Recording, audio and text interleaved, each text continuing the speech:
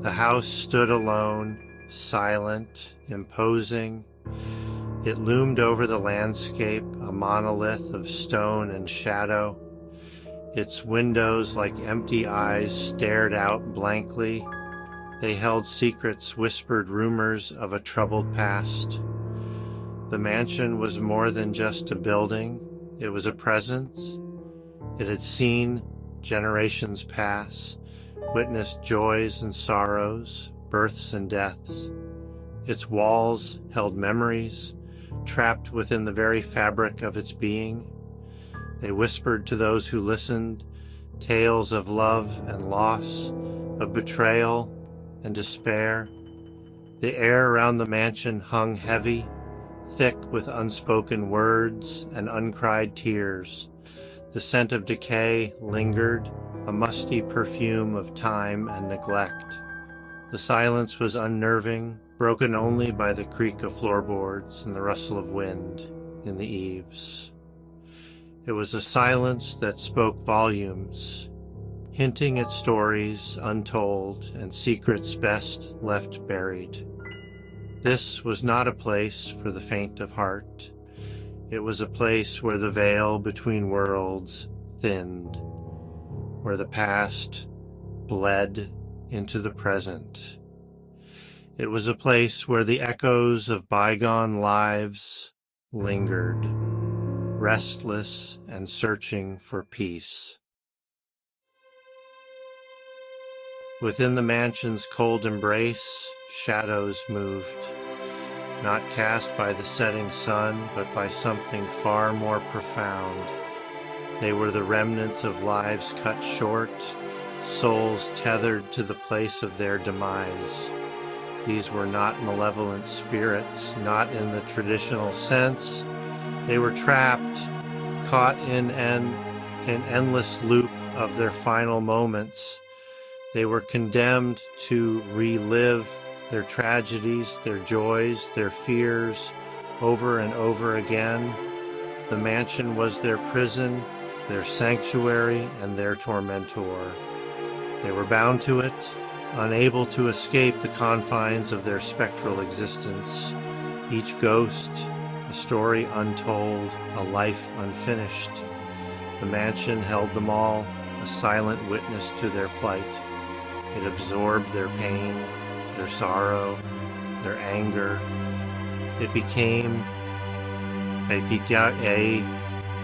a repository of lost hopes and shattered dreams, a monument to the fragility of human life. A young soldier paced the library, his face etched with worry. He clutched a letter in his hand, the paper worn thin from his constant touch. He was forever waiting for news, for a reply that would never come. He was frozen in time, his last moments a constant reminder of his unrequited love. In the grand ballroom, a beautiful woman danced. Her laughter echoed through the empty hall, a bittersweet melody. She twirled in her shimmering gown, oblivious to the tragedy that awaited her. She was forever young, forever beautiful, forever trapped in the night of her untimely demise. A gruff-looking man sat in his study, pen poised over a ledger, his brow furrowed in concentration, oblivious to the world outside. He was forever counting his riches, his greed blinding him to the true value of life. He was a prisoner of his own making, shackled by his insatiable desire for wealth. The mansion held them all, their stories intertwined like threads in a tapestry of despair. They were bound to the mansion, their fates forever linked to the place of their demise. The Lady in White was a vision. Ethereal and melancholic, she drifted through the mansion's halls, her white gown trailing behind her like a shroud. She was the embodiment of sorrow, her heart heavy with a grief that transcended time. She had once been the mistress of the house, a woman of unparalleled beauty and grace. Her life had been cut tragically short, leaving behind a trail of whispers and speculation. Some said it was a broken heart that led to her demise, others whispered of darker deeds. Her presence was felt most strongly in the rose garden. Here, amidst the thorns and blooms, she relived her final moments, a solitary figure mourning a love lost too soon. The scent of roses, once her favorite, now served as a poignant reminder of her tragic fate. Those who caught a glimpse of her spectral form spoke of her sorrow, of the deep sadness that emanated from her very being. She was a haunting reminder of the impermanence of life, of the fleeting nature of happiness. The mansion whispered, its voice, a low murmur that snaked through the halls, carrying fragments of conversations long past. It spoke of love and loss, of betrayal and regret. It was the collective voice of the mansion's inhabitants, both living and dead. At times, the whispers grew louder, coalescing into distinct voices. Arguments erupted, sobs echoed, laughter rang out. The mansion became a stage, replaying scenes from its long and troubled history. It was as if the walls themselves were trying to tell a story, to unburden themselves of the secrets they held. Those who dared to listen too closely were drawn into the mansion's web of sorrow. They became privy to its secrets, burdened by the weight of its history. The mansion demanded to be heard, its whispers a constant reminder of the lives that had unfolded within its walls. The mansion's whispers were a warning, a reminder that the past never truly dies. It lingers, it haunts, it whispers on the wind, waiting for someone to hear its tale. The grand ballroom was a place of both joy and sorrow. It had once been the heart of the mansion, a place where music filled the air and laughter echoed through the halls. Now it stood silent, its grandeur faded, its revelry replaced by an unsettling stillness. Yet, on certain nights the ballroom would come alive again. The ghostly strains of music would drift through the air, beckoning the living to join the spectral waltz. Shadows would twirl and glide across the dance floor, their laughter a haunting melody. It was said that the ghosts were reenacting the night of the mansion's final ball, a night that had ended in tragedy. The details were lost to time, but the sorrow lingered, etched into the very fabric of the ballroom. To witness the spectral ball was to glimpse a forgotten era, a time of elegance and grandeur, but it was also a chilling reminder of the fleeting nature of life, of the fine line that separated joy from sorrow. Not all the mansion's ghosts were adults.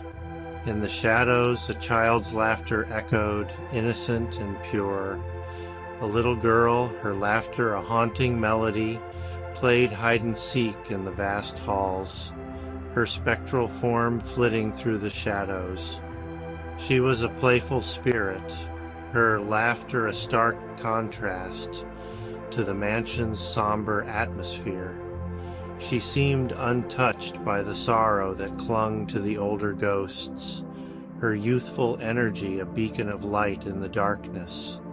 Some whispered that she was the victim of an accident, her life cut tragically short.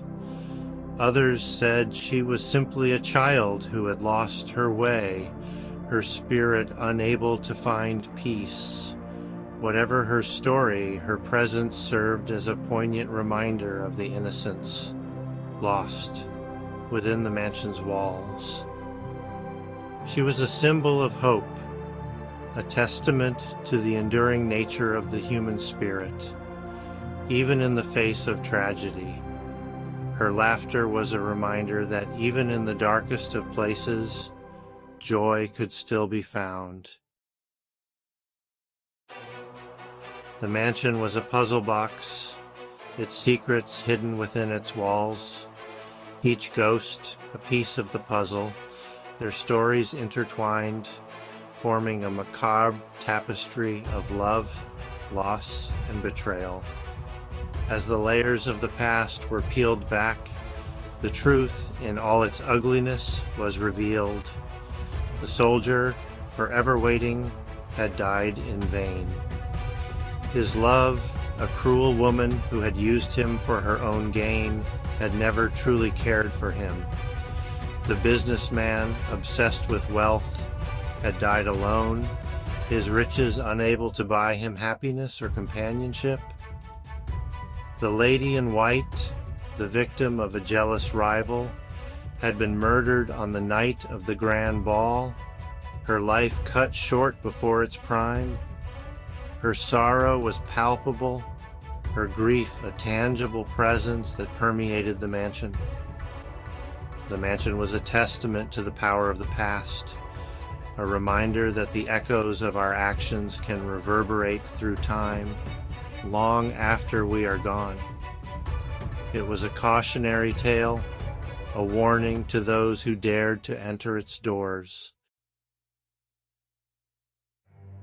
The mansion stood silent, its secrets revealed.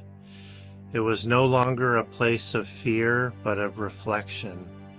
The ghosts, their stories told, seemed to find a measure of peace, their spectral forms fading into the background, their presence more comforting than chilling. The mansion was a reminder that we are all connected in life and in death. The emotions that bind us, love, grief, anger, despair, transcend the veil of mortality, echoing through time.